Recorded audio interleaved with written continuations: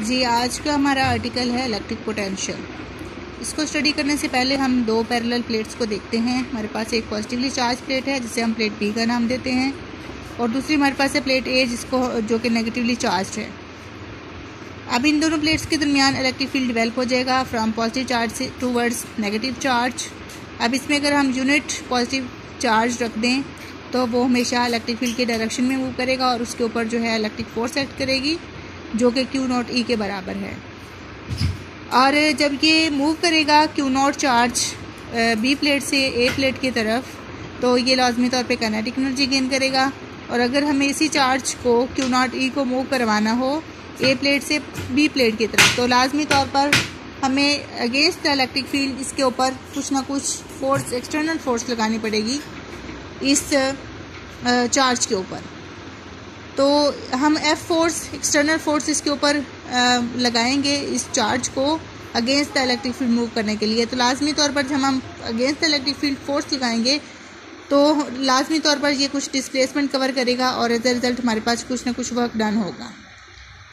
तो हमारे पास जो है एज अ रिज़ल्ट इसकी जो इलेक्ट्रिक पोटेंशियल एनर्जी है वो इंक्रीज़ कर जाएगी।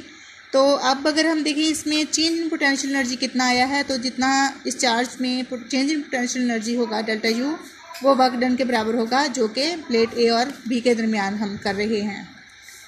तो अब डेल्टा यू अगर हम देखें तो ये होगी potential energy, change in potential energy between these two plates A and B. तो हमारे पास ये यू बी हो जाएगा, यू बी डेल्टा यू हो जाएगा U B minus U A which is equal to W A B. अब potential difference को अगर हम डिफाइन करना चाहें तो हम इजीली यहाँ से कर सकते हैं। Potential energy is basically the work done in moving a unit positive charge from one plate to another plate against the electric field keeping the charge in electrostatic equilibrium. हमें यहाँ पर इस चार्ज को इलेक्ट्रोस्टैटिक इक्विलिब्रियम में भी रखना होगा because के ये चार्ज जो है वो अट्रैक्ट करेगा नेगेटिव प्लेट की तरफ क्योंकि ये पॉजिटिवली चार्ज है। तो इस यूनिट पॉजिटिव चार्ज के ऊपर जितना वर्क डन होगा वो एक पॉइंट से दूसरे पॉइंट तक, यानी प्लेट ए से प्लेट बी तक ले जाने में जितना इसके ऊपर पर यूनिट चार्ज के ऊपर जो वर्क डन होगा वो पोटेंशियल डिफरेंस के बराबर होगा। तो इसमें इसे हम दूसरा भी तरह से भी डिफाइन कर सकते हैं पोटेंशियल डिफरेंस को, चेंज इन पोटेंशियल एनर्जी पर unit charge between the two points is called the potential difference. तो इस तरीके से हम डेल्टा V लिख सकते हैं, ये इक्वल हो जाएगा VB minus VA which is equal to work done per unit charge, जो पिछली हमने डेफिनेशन ली है कि change in difference of potential difference is equal to the work done per unit charge. ठीक है, तो डेल्टा V हमारे पास हो जाएगा WAB by Q0 which is implies, अगर हम इसे क्रॉस मल्टीप्लाई करें तो Q0 delta V which is equal to WAB।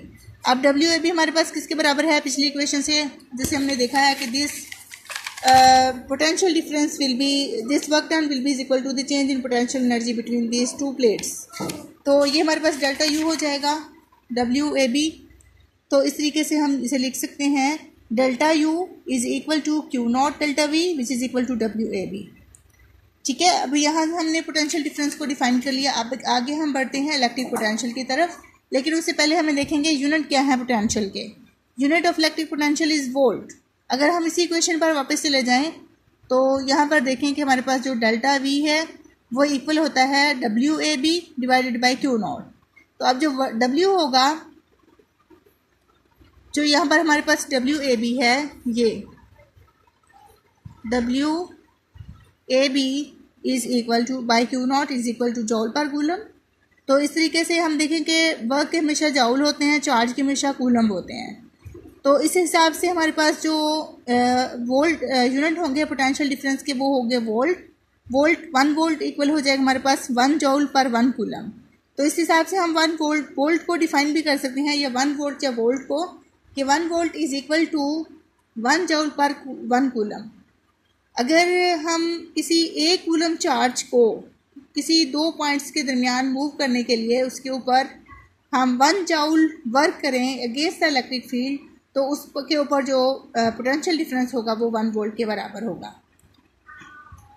अब इस तरीके से अगर हम इलेक्ट्रिक पोटेंशियल डिफरेंस से हम अगर इलेक्ट्रिक पोटेंशियल की डेफिनेशन की तरफ जाएं तो उसको हमें हमेशा किसी एक सर्टेन पॉइंट के ऊपर देखना होता है।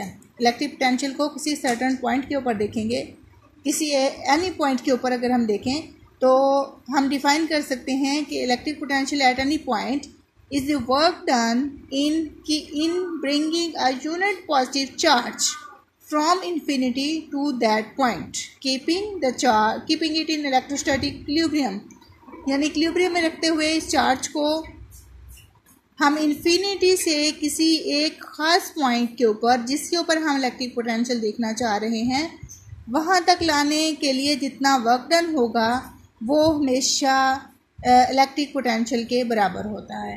पीछे तो हमने पोटेंशियल डिफरेंस लिया तो कोई से दो पॉइंट्स कंसीडर किए।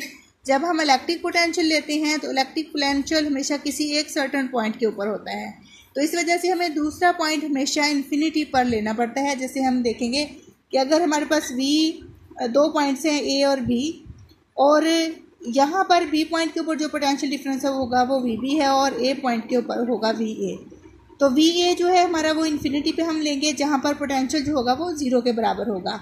तो अगर हम इस दोनों पॉइंट्स के दरमियान यानी इन्फिनिटी पे और बी के दरमियान पॉइंट बी के दरमियान जो है वो पोटेंशियल डिफरेंस निकालें तो वो हमारे इस पॉइंट के ऊपर जो है वो इलेक्ट्रिक पोटेंशियल के बराबर होगा। जैसे वी बी है हमारे पास, जो ऊपर वाला फार्मूला था हमारे पास कि V B minus V A is equal to W A B by Q not, तो अगर हमारे पास वी ए ज़ीरो हो तो वी बी हम लिख सकते हैं कि V B is equal to W A B by Q not, ठीक है। और डब्ल्यू अगर हम यहाँ से बी सब्स्टिट्यूट हटा दें दोनों साइड से, बी को हम कोई पॉइंट ले लें तो हमारे पास वी जो होगा इलेक्ट्रिक पोटेंशियल वो work done per unit charge के बराबर होगा किसी सर्टेन पॉइंट के ऊपर।